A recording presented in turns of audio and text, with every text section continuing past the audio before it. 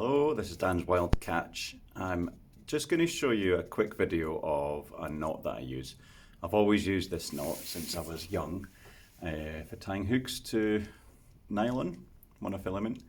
Doesn't tend to work with braid, but it'll work with monofilament really from sort of £8 strength all the way up to like £100 model.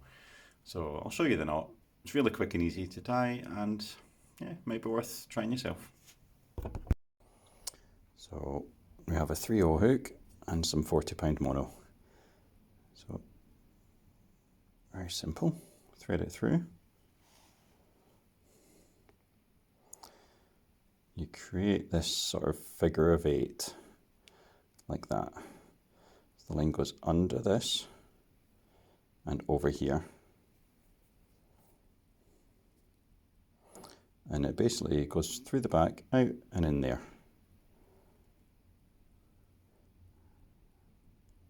And forwards, and catch that one with your finger. You normally put a wee bit of liquid on there, pull tight.